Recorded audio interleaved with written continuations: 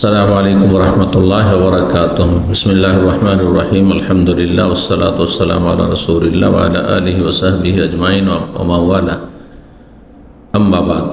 সম্মানিত শ্রোতা দর্শক মণ্ডলী, আল্লাহ রাব্বুল আলামিনের প্রশংসা এবং প্রিয় নবী সাল্লাল্লাহু আলাইহি সাল্লামের উপর অশেষ সালাত ও সালামের পর আজ বৃহস্পতিবার 29 জমাদাল উলা 1447 হিজরি মোতাবেক 20 নভেম্বর 2025 আমাদের ধারাবাহিক সাপ্তাহিক প্রশ্নোত্তর পর্ব।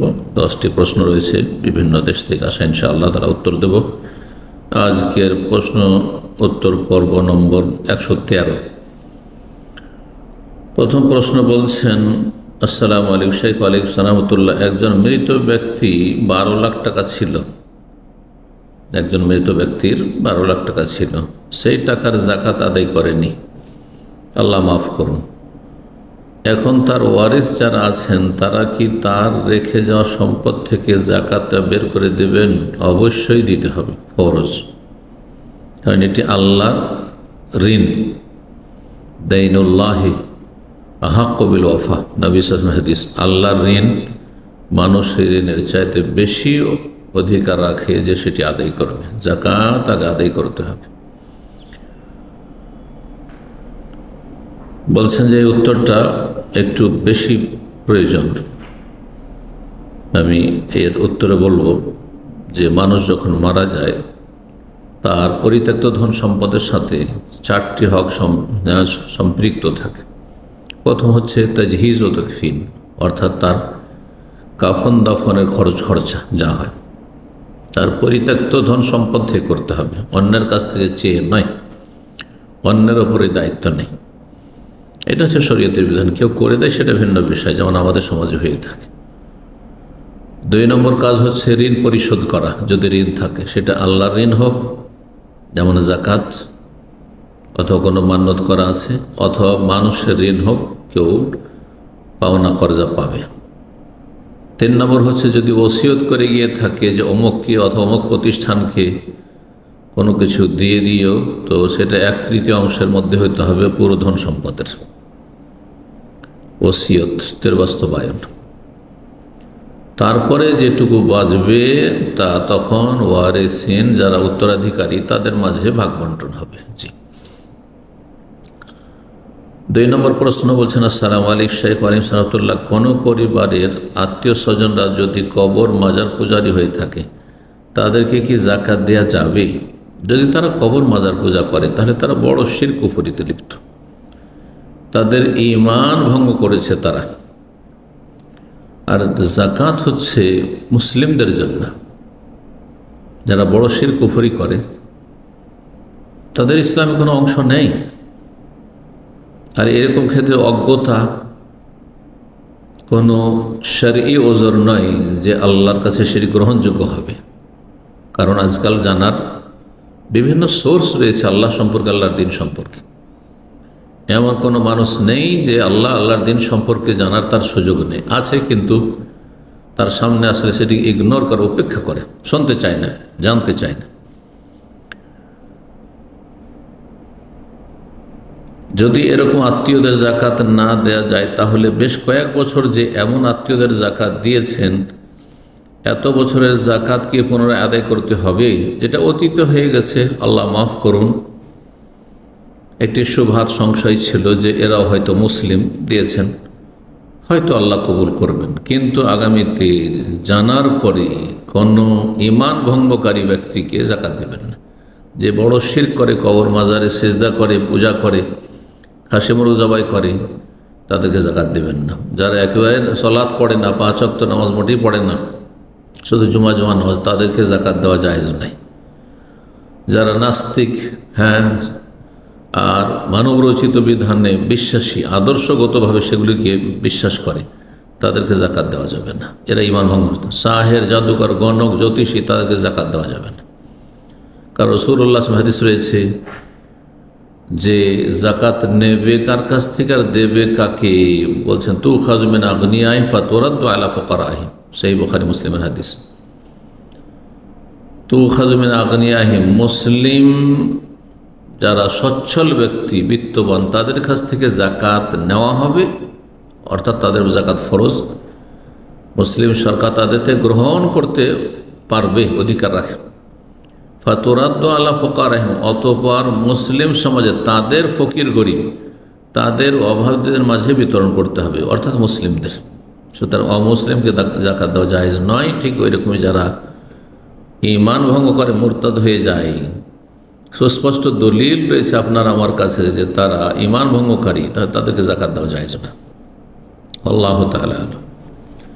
3 নম্বর প্রশ্ন বলছেন, আসসালামু আলাইকুম শাইখ আলিম সাহাতুল্লাহ, কোনো স্বামী যদি স্ত্রীর কোরআন তেলাওয়াত এবং সালাত আদায় করা দেখে বিরক্ত হয় এবং পরিষ্কার বলে যে যখন তখন কোরআন তেলাওয়াত, যখন তখন নামাজ পড়লে আমার ভীষণ অপছন্দ লাগে, এই কথাটি ঈমান ভঙ্গকারী কথা, কুফরি কথা। এই ব্যক্তি কাফের হয়ে যাবে, যদিও কোরআন তেলাওয়াত মুস্তাহাব কাজই হোক না কেন, ওয়াজিব ফরজ যদি নাও হয়, তবুও ঈমান ভঙ্গ আসবে। কারণ কোরআন পড়তে দেখলে তাকে বিরক্ত লাগে, এটি কুফরি কালাম। যালিকা বিআন্নাহুম কারিহু মা আনজালাল্লাহ, আল্লাহ বলছে সূরা মুহাম্মাদে যে এদের কাফের মুরতাদ হয়ে যাওয়ার কারণ হচ্ছে যে মুনাফিকরা মুসলিম নয়, এর কারণ হচ্ছে বিআন্নাহুম কারিহু মা আনজাল, আল্লাহর নাজিলকৃত আয়াতকে, বিধানকে, সূরাকে, কোরআন তেলাওয়াতকে ঘৃণা করে। ফাআহবাতা আমালাহুম, সুতরাং তাদের আমলগুলিকে আল্লাহ বিনষ্ট করে দেন। জি, আমল সব বরবাদ হয়ে যায়। জি, আল্লাহ হেফাজত করুন, আল্লাহ হেদায়েত দান করুন এইরকম অযোগ্য স্বামীকে।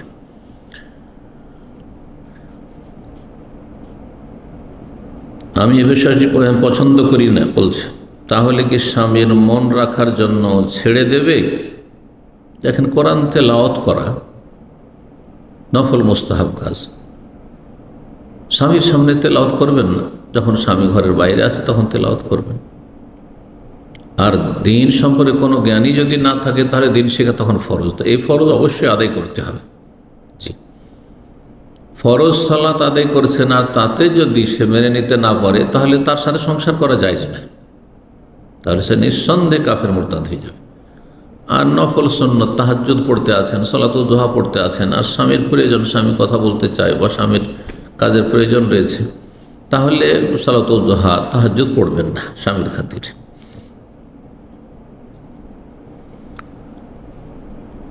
বলছেন যে যদিও নফল সালাত খুব কমই আদায় করা হয়, এতটাই কম যে বছরে কয়েকবার, তার মানে আপনার ফরজ নামাজের ওপর তার বিরক্তি হয়, তার নিঃসন্দেহে কাফের হয়ে যাবে। কিন্তু প্রতি মাসেও তাহাজ্জুদ বা চাঁস্তের নামাজ আদায় করা হয় না, তাহলে আর অপছন্দ আর ঘৃণার কারণটা কি? তাহলে ফরজ নামাজ, ফরজ ইবাদতকে যদি ঘৃণা করে তাহলে তো কোনো এতে দ্বিমত নেই উলামায়ে কেরামদের যে তার ঈমান নষ্ট হয়ে যাবে। কোরআন তেলাওয়াত একটু বেশি করা হয়, কিন্তু সেটাও সংসারের কোনো কাজ অবহেলা করে বা সংসারে স্ত্রীর যে দায়িত্ব থাকে সেটা অবহেলা করে করা হয় না, তবুও তার ভালো লাগে না, সে স্ত্রীর উপর অসন্তুষ্ট হয়ে থাকে। বলে এমনভাবে কোরআন পড়তে থাকো যেন মনে হয় যে কালকেই তোমার পরীক্ষা, মানে দুনিয়ার পরীক্ষা। তো দুনিয়ার পরীক্ষা দাও, আপনার কোরআন তেলাওয়াত যদি নফলও হয়, নফলের স্টেজও থাকে, তবে কি আপনার কাছে এই কোরআন তেলাওয়াতের চাইতে দুনিয়ার পরীক্ষা বেশি গুরুত্বপূর্ণ? তাহলে আপনার ঈমানের নবায়নের প্রয়োজন রয়েছে। এইরকম অযোগ্য মুসলিমের, অপদার্থ মুসলিমের, অসার মুসলিমের ঈমান নবায়নের প্রয়োজন রয়েছে। আল্লাহ হিদায়াত দান করুন। এক্ষেত্রে স্ত্রীর আসলে কি করা উচিত? নফল ইবাদত বন্দেগী এইরকম জালেম স্বামীর, জাহেল স্বামীর সামনে করবেন না। আপনার কাছে উত্তম নসিহত আশা করি, তবে আপনি কোরআন তেলাওয়াত বড় বরকতের কাজ ছেড়ে দেবেন না। আর মনে রাখবেন যে যেই স্বামী স্ত্রীর অথবা ছেলে মেয়েদের কোরআন তেলাওয়াতে বিরক্ত হয়, সেই স্বামী বা সেই মানুষ তার জীবনে, তার স্ত্রীর জীবনে, তার ছেলেমেয়ের জীবনে, তার ঘরে, তার ধন সম্পদে বরকত চায় না। কারণ কোরআন হচ্ছে কিতাবুন আনজালনাহু মুবারাক, বরকতপূর্ণ কিতাব। কোরআন তেলাওয়াতে যদি কাউকে বিরক্তি লাগে, যদিও সেটা নফল সুন্নতি হোক না কেন, জরুরি না হয়, ফরজ না হয়, তবু সে বরকত চায় না। যে বরকত চায় না সে হচ্ছে হতভাগা, হতভাগা। আল্লাহ রাব্বুল আলামিন এইরকম লোককে আল্লাহর রহমত বরকত থেকে বঞ্চিত রেখেছেন। জি, আল্লাহ হিদায়াত দান করুন। 4 নম্বর প্রশ্ন, আসসালামু আলাইকুম শাইখ আলম সাহাতুল্লাহ, 9-10 মেয়েরা নেকাব সহ বোরকা পরে আবৃত্তি করলে বা বক্তব্য দিলে গুনাহ হবে? স্কুলের অনুষ্ঠানে মা বাবার সামনে, যদি মা বাবারা শুধু থাকে আর মহিলা টিচার থাকে তাহলে তো অসুবিধা নেই, কিন্তু পুরুষ টিচারদের সামনে আর দর্শকদের সামনে পুরুষরা রয়েছে, সাবালক ছেলেরা রয়েছে, আর সেখানে সাবালিকা মেয়েরা, 9-10 ছেলেরা মানে মেয়েরা মানে সাবালিকা মেয়েরা বক্তব্য দেবে বা কোনো কিছুর আবৃত্তি করবে, কবিতায় হোক অথবা কোরআন তেলাওয়াত করবে, এগুলি জায়েজ নয়, এগুলি জায়েজ নয়।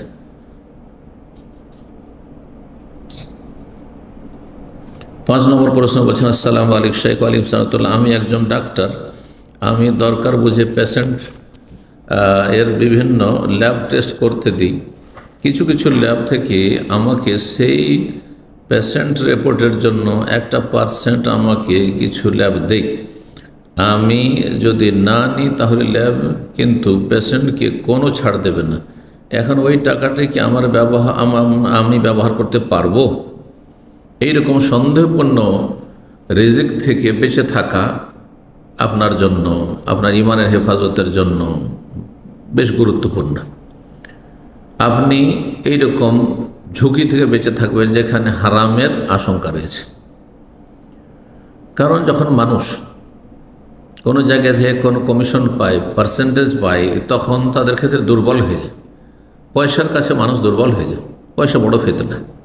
যেমন নারীদের কাছে পুরুষ দুর্বল হয়ে যায়, পুরুষদের কাছে নারীরা দুর্বল হয়ে যায়, ঠিক তেমনি পয়সার কাছে মানুষ দুর্বল হয়ে যায়। ফাত্তাকুদ দুনিয়া ওয়াত্তাকুন নিসা, দুনিয়ার ফিতনা এবং নারী ফিতনা থেকে বাঁচো। দুনিয়ার ফিতনা মানে ধন সম্পদ নেতৃত্বের ফিতনা একদিকে, আর একদিকে নারী ফিতনা, মারাত্মক ফিতনা। সুতরাং এখানে পয়সার একটা লোভ কাজ করছে। যখন আপনি কোনো ল্যাব থেকে পার্সেন্টেজ পাচ্ছেন, তখন বিনা কাজে কিছু টেস্ট আপনি দিয়ে দিবেন, হয়তো ধীরে ধীরে দুর্বলতা চলে আসবে, হয়তো প্রয়োজন নেই, তারপরে দিয়ে দিলেন যাতে পার্সেন্টেজ আপনার বেশি হয়। অথবা এমন ল্যাব, যেই ল্যাবে ভালোভাবে টেস্ট করা হয় না, ওর চাইতে ভালো ল্যাব আছে, কিন্তু আপনি ওখানে পাঠাচ্ছেন, রেফার করছেন আপনার পেশেন্টগুলিকে, যেহেতু ওখান থেকে আপনি ভালো অঙ্কের একটা পার্সেন্টেজ পাচ্ছেন।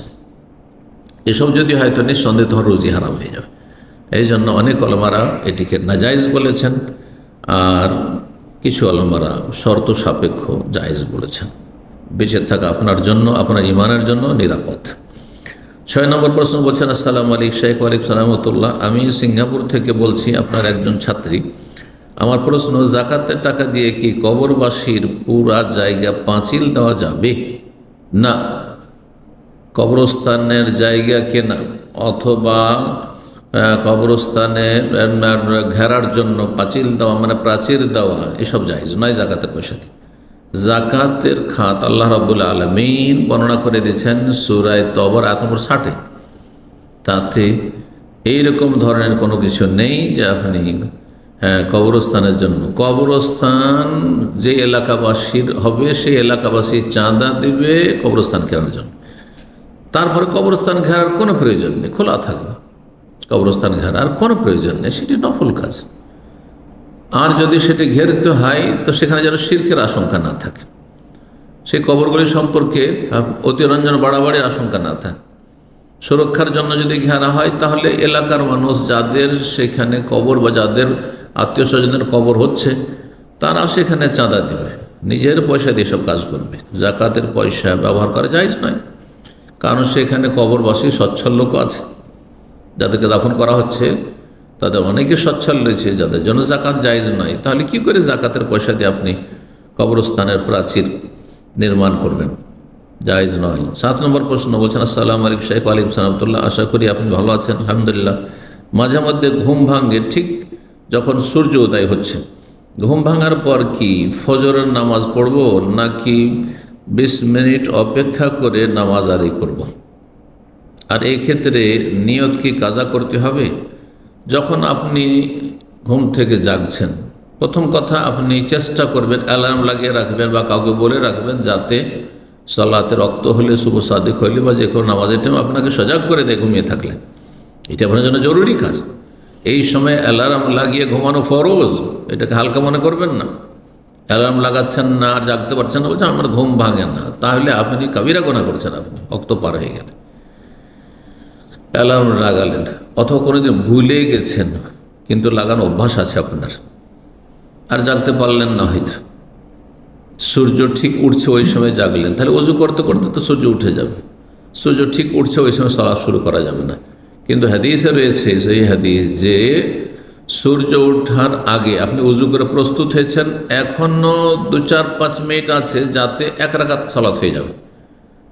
1 রাকাত সালাত যদি সূর্য ওঠার আগে পেয়ে যান বা আসরের সালাতের সূর্য ডোবার আগে পেয়ে যান, তাহলে বাকি আসরের ক্ষেত্রে 3 রাকাত, ফজরের ক্ষেত্রে 2 রাকাত আপনি সূর্য ওঠার সময় ওঠার পরে পড়ে নিতে পারবেন।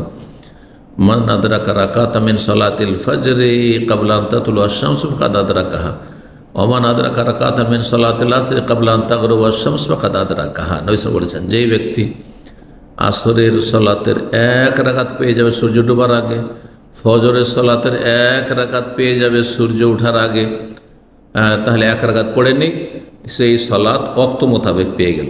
কিন্তু যখন সূর্য ঠিক উঠছে ওই সময় আপনি উযু করে প্রস্তুত হয়েছেন, তাহলে সাথে সাথে আর নামাজ শুরু করবেন না, বরং সূর্য উঠে যাক, 15 মিনিট দেরি করেন, এক বর্ষার সময় উঠে যাক, আর তারপরে আপনি সালাত শুরু করেন। আল্লাহু তাআলা আলাম।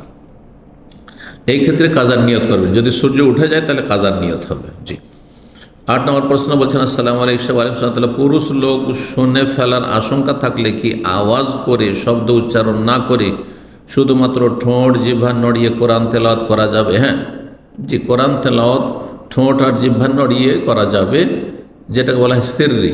আপনি আস্তে আস্তে পড়ছেন আপনি, কিন্তু কলব থেকে তেলাওয়াত নেই। আর একটি হচ্ছে জিক্রে নফসি বা তেলাওয়াতে নফসি, মানে মনে মনে শুধু, মানে অর্থগুলি আপনার মনে ফিরাচ্ছেন, এইরকম তেলাওয়াত নেই। জি, তো জিহ্বা যদি নড়ানো হয়, ঠোঁট নড়ানো হয়, তাহলে তেলাওয়াত চলবে। আর যদি সেখানে বেগানা পুরুষ থাকে তাহলে এইভাবে তেলাওয়াত করে যাতে স্বর উঁচা না হয়। 9 নম্বর প্রশ্ন বলছেন, আসসালামু আলাইকুম ওস্তাদ। ওয়ালাইকুম সালাম। আমার একটা প্রশ্ন, সন্তান যখন জন্মগ্রহণ করবে, যদি ফজরের আগে জন্মগ্রহণ করে, এখন আমি ডান কানে আজান দেব এবং আজানে কি আসসালাতু খায়রুম মিনান নওম বলবো? লা হাওলা ওয়ালা কুওয়াতা ইল্লা বিল্লাহ। আসসালাতু খায়রুন নওম ফজরের সালাতের জন্য। কারো বাচ্চা জন্ম হয়েছে ফজরের সময়, সেজন্য আসসালাতু খায়রুন নওম বলবেন আপনি? এমন কথা কি করে আপনি জিজ্ঞেস করলেন? তারপরে মানুষের এইরকম সংশয় থাকতে পারে, সেই জন্য জিজ্ঞাসা করেছেন, ভালো কথা, কিন্তু দিনের তো কিছুটা জ্ঞান থাকতে হবে।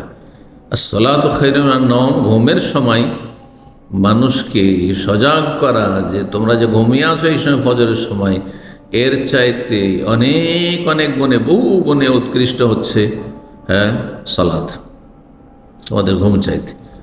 কিন্তু কারো ভূমিষ্ঠ হওয়ার জন্য নয়। এইরকমই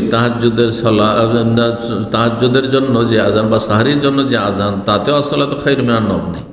জি, 10 নম্বর প্রশ্ন বলছেন যে যদি কোনো ব্যক্তি বেনামাজি হয় আর বিশেষ করে তার আত্মীয় স্বজন হয়, তো তাদের সাথে বন্ধুত্ব স্থাপন করা বা বন্ধুত্ব রাখা জায়েজ কিনা? না, বন্ধুত্ব জায়েজ না। বেনামাজিদের সাথে বন্ধুত্ব রাখা জায়েজ নয়, যদিও নিকটাত্মীয় হোক না কেন। তবে আত্মীয়তার যে সম্পর্ক রয়েছে, সেই জন্য তাদের সাথে রক্তের সম্পর্কের কারণে তাদের সাথে যোগাযোগ রাখবেন, তাদেরকে জাহান্নামের রাস্তায় ফিরাবার চেষ্টা করবেন। কিন্তু বন্ধুত্ব মানে হচ্ছে অন্তরের ভালোবাসা।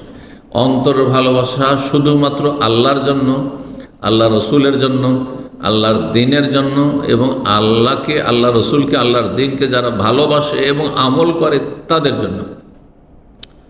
রব্বুল আলামিন ইরশাদ করেছেন সূরাতুল মাইদা, ইন্নামা ওয়ালিয়্যুকুমুল্লাহু ওয়া রাসূলুহু ওয়াল্লাযীনা আমানুল্লাযীনা ইউকিমুনাস সালাতা ওয়া ইউতুনাজ যাকাতা ওয়া হুম রাকিউন। নিশ্চয় তোমাদের বন্ধু হচ্ছে আল্লাহ, ওয়া রাসূল এবং তার রাসূল সাল্লাল্লাহু আলাইহি ওয়াসাল্লাম, ওয়াল্লাযীনা আমানু এবং ঈমানদারগণ, মুমিনগণ, আল্লাযীনা ইউকিমুনাস যারা নামাজি মুমিন, ওয়া ইউতুনাজ যাকাত যাকাত আদায়কারী মুমিন, ওয়া হুম রাকিউন তারা আল্লাহর বিধানের সামনে যারা শির নত করে, তারা হচ্ছে তোমাদের বন্ধু। সুতরাং বিভিন্ন অন্য কোনো ব্যক্তির সাথে অন্তরের ভালোবাসা জায়েজ নয়, হারাম। এখানেই আজকের প্রশ্ন উত্তর পর্ব শেষ করছি। আল্লাহ রাব্বুল আলামিন আমাদেরকে আল্লাহকে ভালোবাসার তৌফিক দান করেন, তার রাসূল সাল্লাল্লাহু আলাইহি ওয়াসাল্লামকে ভালোবাসার তৌফিক দান করেন, তার মনোনীত দিনকে ভালোবাসার তৌফিক দান করেন, এবং আল্লাহ তার রাসূল তার দিনের সাথে যাদের যত বেশি সম্পর্ক তাদেরকে ভালোবাসার তৌফিক দান করেন, এবং এর ওপর আল্লাহ আমাদের হাসর করেন, এর ওপর আমাদেরকে মত দান করেন, এবং তাদের সাথে একত্রিত হওয়ার আল্লাহ রাব্বুল তৌফিক দান করেন। সুবহান রাব্বিকা রাব্বিল ইজ্জাতি আম্মা ইয়াসিফুন ওয়া সালামুন আলাল মুরসালিন ওয়াল হামদুলিল্লাহি রাব্বিল আলামিন।